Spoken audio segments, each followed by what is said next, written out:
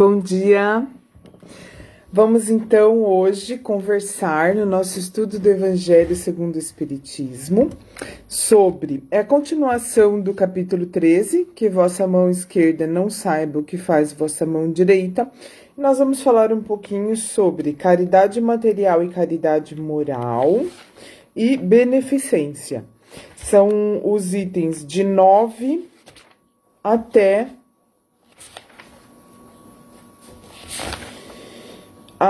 16. Então, não vou ler todos eles, vou ler só alguns trechos, porque são instruções dos espíritos, são todos falando, assim, muitas coisas parecidas, que vale a pena a gente ler, vale a pena a gente buscar essa informação, esse conhecimento, entrar em contato com essas palavras, mas não precisamos ler tudo para compreender e conversar aqui sobre isso. Então, eu grifei algumas coisas, eu resumi as ideias principais e é isso que nós vamos conversar aqui. Então, vamos agradecer a Deus pela oportunidade de estudar o Evangelho. Vamos agradecer pela internet que nos possibilita essa aproximação de intenções e de corações e de mentes, mesmo que o nosso corpo físico esteja distante. Pedimos então a compreensão e ajuda e inspiração para que possamos colocar isso em prática em nossas vidas. Que assim seja. Bom, pessoal, simplesmente nós estamos falando aqui daquilo que existe de mais importante na doutrina espírita. E eu acredito que não só por ser espírita, mas sim por ser cristão. Porque quando Cristo veio, ele disse que toda a lei e os mandamentos poderiam ser resumidos em um único, que seria amar a Deus sobre todas as coisas e ao próximo como a si mesmo. E a caridade, ela é a expressão pura do amor, né? Porque sem amor é impossível fazer caridade. Então, aqui, começando pelo item 9, a caridade material e a caridade moral. Vou ler a primeira frase. Amemo-nos uns aos outros e façamos aos outros o que gostaríamos que nos fizessem. Toda religião e toda moral se encontram nesses dois ensinamentos. E aí, continua aqui o texto dizendo o seguinte, que se esse ensinamento fosse seguido aqui no planeta Terra, simplesmente nós seríamos perfeitos. Então, na verdade, não é nenhuma surpresa isso, né? Porque se Jesus resumiu a lei e os mandamentos nisso, significa que isso é o suficiente. Aliás, se a gente for parar para pensar, todas as outras virtudes, todos os outros mandamentos são consequências desse primeiro e principal, que é a lei de amor. Só um minutinho que eu vou parar aqui, vou pausar aqui um barulhinho e já venho.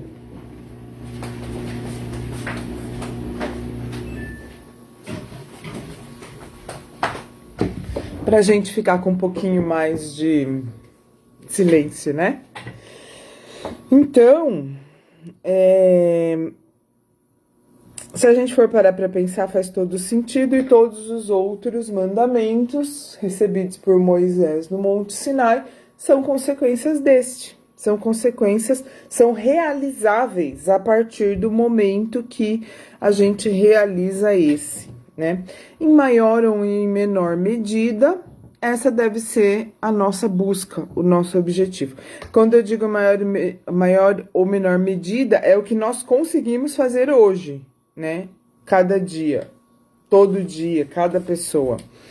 Porque o objetivo é fazer completamente, ser 100% assim, né? E aí, uma outra coisa interessante que eu anotei aqui pra gente refletir é o seguinte: nós que somos espíritas e sabemos da existência da reencarnação, nós podemos entender muito bem essa ideia seguinte: será que aquela pessoa que veio me pedir uma ajuda e eu neguei, será que depois eu não posso chegar a uma conclusão, né, depois de desencarnar e depois de enxergar toda a realidade espiritual, chegar à conclusão que era um irmão, uma mãe, um pai, um filho, que foi, né, irmão, pai, mãe, filho em outra encarnação? Você já pensou? Alguém te pede ajuda, você, não posso, não. Você se nega e você chega à conclusão depois que aquela pessoa era um amado seu, que você rejeitou. Então, e o que a gente conclui disso? Que a gente deve ajudar, sim, aqueles que nos procuram, né? Procurar, porque, na verdade, todos nós somos irmãos. Todos nós somos filhos do mesmo pai. E aí, se a gente contribuindo, né, para amenizar o sofrimento de alguém, nós estamos contribuindo com os nossos próprios irmãos. Mas se a gente ainda não consegue enxergar isso, ou levar isso em consideração de forma séria, pelo menos nós podemos pensar que aquela pessoa que está nos pedindo ajuda foi alguém que nós amamos em outra encarnação. Mas, gente, nós sabemos, né, que não é possível a gente parar para ajudar todas as pessoas que nos procuram. Nós sabemos que não dá pra gente ser o tempo todo, né, assim. Mas, se a gente procurar por uma oportunidade, por uma situação que... o que nós não podemos é passar a vida sem ajudar ninguém, né? Sem ter uma rotina de contribuição, de ajuda a alguém. Porque, sim, se a gente for ajudar todas as pessoas, é difícil, porque hoje em dia, em todo lugar que a gente vai, tem alguém pedindo alguma coisa, né? É difícil, eu confesso que eu acho difícil saber como agir. Porque se eu for ajudar todos, a minha situação pode ficar, né, prejudicada. E também eu posso estar ajudando alguém que nem sempre é alguém que realmente precisa. Eu já tive essa experiência, isso é real, né? Você, às vezes, fazer um esforço muito grande para ajudar alguém e quando você vai ver, aquela pessoa não é realmente o que ela estava dizendo. A necessidade dela não é real. Mas, gente, nós não podemos nos desmotivar de contribuir, de amenizar a dor de quem sofre por causa de algumas pessoas que mentem e que nos enganam. Eu vou ler também aqui um outro trecho que diz o seguinte: há um grande mérito acreditar em mim, em saber calar-se. Aqui tá falando da caridade que não é material, que não é uma ajuda de comprar alguma coisa para dar para a pessoa e nem dar dinheiro, que é a ajuda que a gente pode dar em qualquer momento, mesmo quando a gente não tem dinheiro. E também é o seguinte, a caridade moral, que é chamada aqui de caridade moral, é aquela situação em que nós podemos fazer com as pessoas que estão ao nosso redor, e é com essas pessoas que a gente tem a maior obrigação. Às vezes não é uma pessoa necessitada que está na rua pedindo ajuda ou que está, como no item anterior de infortúnios ocultos, que está dentro da sua própria casa, às vezes. Não, a caridade moral é aquela que a gente faz com as pessoas que estão dentro da nossa própria casa, dentro do nosso trabalho. E como que é essa caridade moral? Daí aqui está falando, então eu vou ler aqui. A caridade moral consiste em tolerardes uns aos outros. Tolerar. E isso é o que menos fazeis nesse mundo inferior em que estáis encarnados no momento. Há um grande mérito acreditar em mim, em saber calar-se para deixar falar a um mais tolo. Então, assim, você sabe que o que a pessoa está falando não é uma coisa tão legal, mas ao invés de você ficar falando por cima ou tentar provar para todo mundo que o que ela está falando está errado, você simplesmente se cala. Tá falando aqui que isso é uma Existe um grande mérito nisso. Isso também é uma forma de caridade. Fazer-se de surdo quando uma palavra de menosprezo escapa de uma boca habituada a zombar. Tipo, a pessoa está zombando de você, você ao invés de revidar, ao invés de... se faz de surdo. Não ver o sorriso desdenhoso que vos recepciona nas casas de pessoas que frequentemente, sem razão, acreditam ser superiores a vós, quando na vida espírita, a única real, estão algumas vezes bem longe disso. Eis um merecimento, não de humildade, mas de caridade, pois não observar os erros dos outros é caridade moral. E aí, gente, me surgiu uma questão agora. Acho que quando a gente fala da caridade, a gente sempre fala como se nós fôssemos as pessoas a serem caridosas, a ajudar os outros.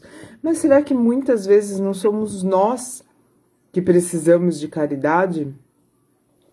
É interessante pensarmos nesse ponto de vista também, que nós podemos ser a pessoa que está precisando. Está precisando que alguém ignore o que eu falo, está precisando que alguém me dê uma palavra de consolo, né?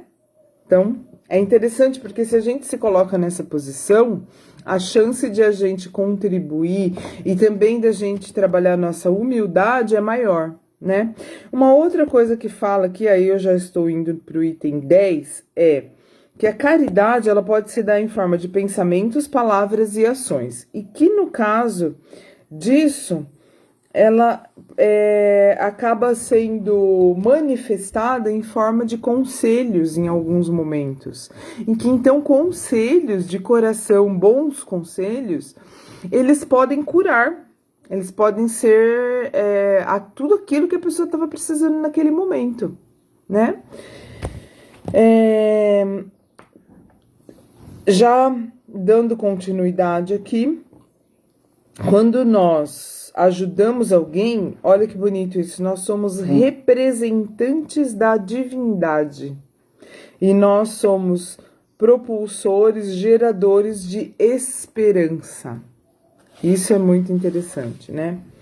Em vários momentos a gente se depara com essa observação de que a caridade material ela é importante, ela mata a fome e ela tem muito valor, mas que junto dela tem que ter a caridade moral, ou seja, no mínimo de você não fazer a pessoa se sentir mal, né, de nós não fazermos a pessoa se sentir mal ao receber, e acrescentando um pouquinho mais, quem sabe, com carinho, um sorriso, uma palavra amiga, um abraço, né? Continuando aqui. Ide ao encontro do infortúnio, buscai as misérias escondidas. Então, a gente ter o nosso momento de buscar, de encontrar pessoas que precisam. Aqui também fala que a alegria invade o coração de quem ajuda e vê a pessoa sendo beneficiada, vê uma criança que estava com fome matando a fome, ver uma pessoa que estava pálida e sem esperanças ficar corada e mais tranquila, que isso alegra muito o coração de quem está ajudando. A caridade resume todas as virtudes, então quer dizer, quem tem caridade tem todas as virtudes. Também fala que as misérias escondidas, às vezes, não estão na pobreza. Porque na pobreza, a dor, né, ela é visível. Mas, às vezes, as piores dores estão escondidas atrás da riqueza. E nós podemos, sim, fazer a caridade com aqueles que são abastados financeiramente. É por isso que nós também não podemos nos excluir de pessoas que às vezes precisam de ajuda, da caridade alheia. Aqui também tem olhando para isso, me veio uma reflexão no sentido de sermos gratos, né? De que a caridade também nos ajuda a ter gratidão pela nossa própria vida, de olhar para, né? Quando a gente olha para as pessoas necessitadas, a gente tá se vendo numa situação normalmente melhor e que isso nos ajuda a ter gratidão. Então, se eu vejo, se passa pela minha cabeça que minha vida tá ruim por algum motivo, e eu olho para as outras pessoas, para várias outras pessoas, eu vejo que tem gente muito pior. Tem gente que queria ter o problema que eu tenho e não o que ela tem, né? Tem gente que daria tudo para estar no meu lugar. E isso me faz ter mais gratidão, mais consideração pelos meus recursos, pela minha vida. Sem a caridade não existe esperança num futuro melhor, não existe interesse moral que nos guie. Sem caridade não há fé, pois a fé é apenas um raio de luz que faz brilhar uma alma caridosa. Continuando aqui, uma forma da gente ser, que a gente pode aplicar a caridade o tempo todo, é perdoar a fraqueza de quem está ao nosso redor.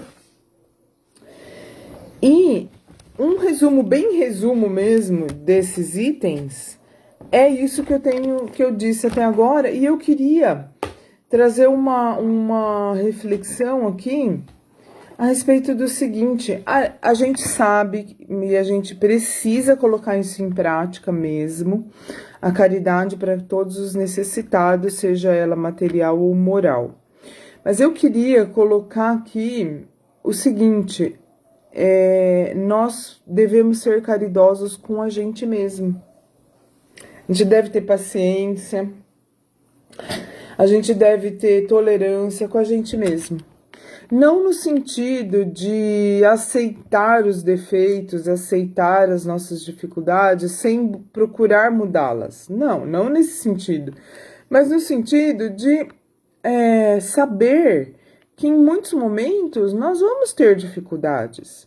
E o problema, né, a questão que nos envolve não é nós acertarmos e nós conseguirmos mudar esses defeitos de uma hora para outra, mudar, controlar, né, os nossos vícios de uma hora para outra. A questão é termos consciência de que fizemos tudo o que podíamos fazer e manter a nossa boa vontade em resolver essas questões dentro de nós, né? Ser caridosos conosco mesmo, eu acho, né, na minha visão, eu penso que seja isso, e penso que seja muito importante sermos caridosos conosco mesmos. Beleza, pessoal? Então, assim a gente finaliza esse estudo de hoje, e amanhã nós vamos falar sobre a piedade, que é o item 17 do capítulo 13. Capítulo 13, item 17, a piedade, os órfãos e benefícios pagos com a ingratidão. Amanhã vai ser isso. Ok? Então, fiquem com Deus, um beijo e vamos finalizar fazendo uma prece. Pedimos, Senhor, que nos abençoe, que abençoe nossas vidas, nossas casas, nossa família, nossos amigos, nosso trabalho, que tudo possa ser feito de acordo à sua vontade, que nós possamos sentir amor e caridade em nossos corações e assim possamos colocar em prática, dentro das nossas possibilidades, não menos do que isso, aquele ensinamento, o maior ensinamento de todos que Jesus deixou, que resume tudo: amar ao próximo como a si mesmo. Que assim seja. Tchau, tchau.